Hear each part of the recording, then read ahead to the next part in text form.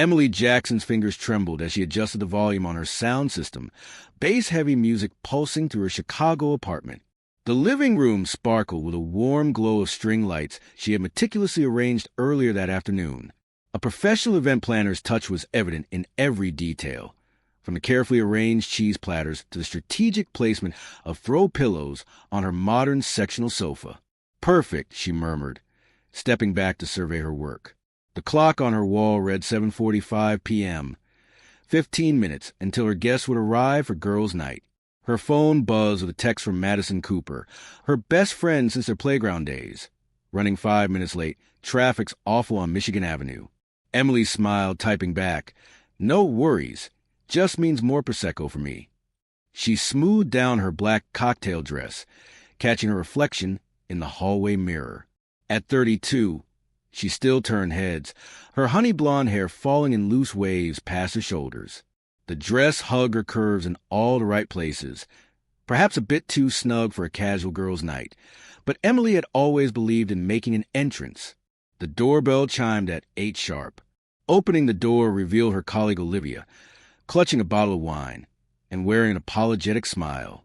"I know you said not to bring anything, but I couldn't help myself. You know me too well." Emily laughed, pulling her friend into a hug. Come in, come in." Within the hour, her apartment buzzed with the energy of 8 women, all professionals in their early 30s, all clutching drinks and trading stories about their weeks.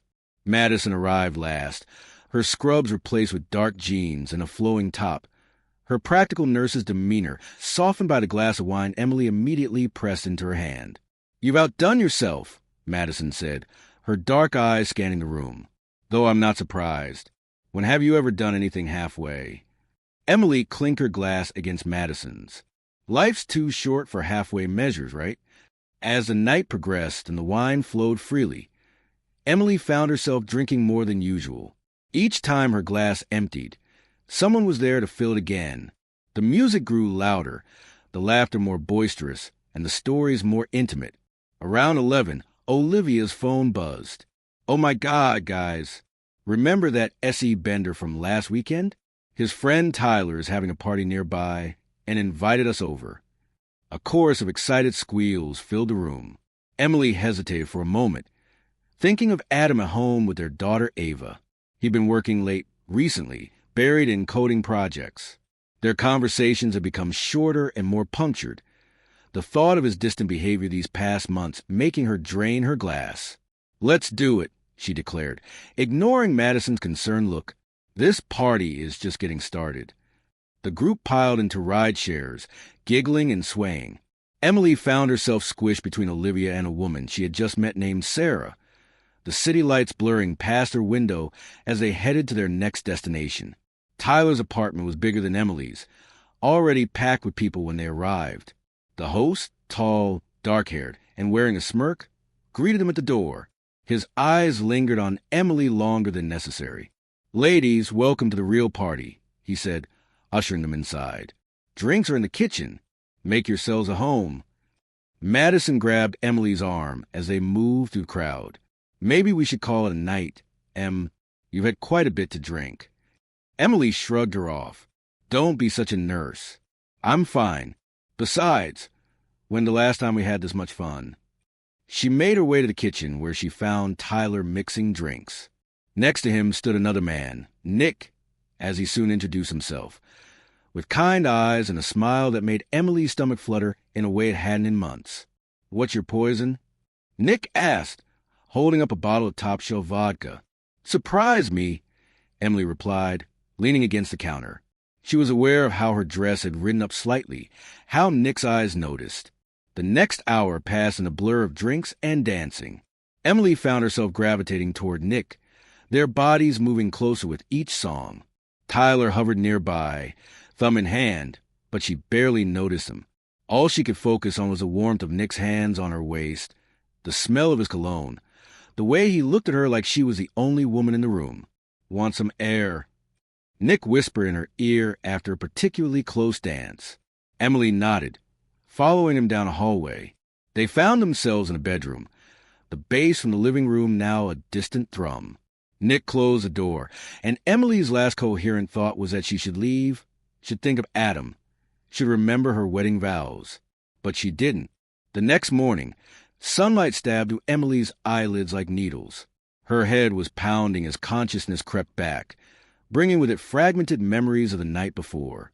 She was in her own bed, though she had no clear recollection of getting home.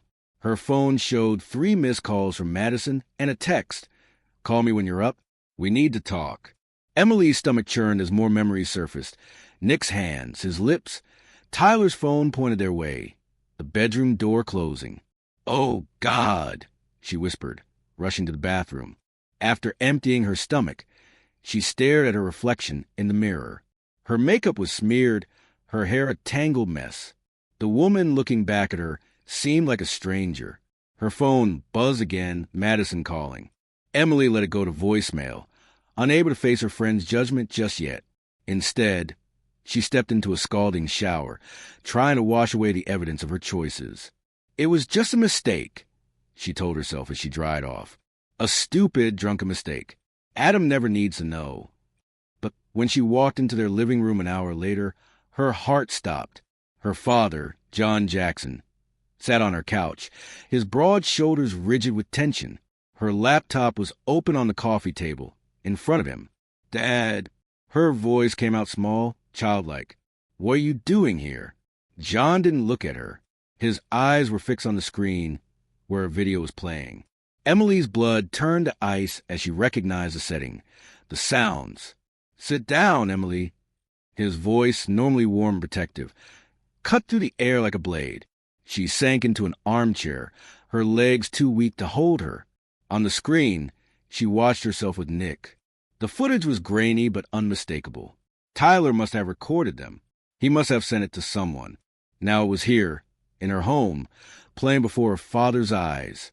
John finally looked at her, his face a mask of disappointment and barely controlled anger. "I raised you better than this," he said, each word deliberate and heavy. "Your mother and I taught you about family, about honor, about commitment." "Dad, Emily began, but he held up a hand. "Do you have any idea what you've done?" he asked. He reached into his jacket and pulled out a manila envelope. "Your husband came to me this morning. He showed me this video, asked for my advice, as your father and a former officer of the law." Emily's heart hammered against her ribs. "Where's Adam?" John tossed the envelope onto the coffee table. It landed with a soft thud, paper spilling out, divorce papers already bearing Adam's signature. "He's gone." Adam took Ava to his parent house. John stood, his imposing frame casting a shadow over her.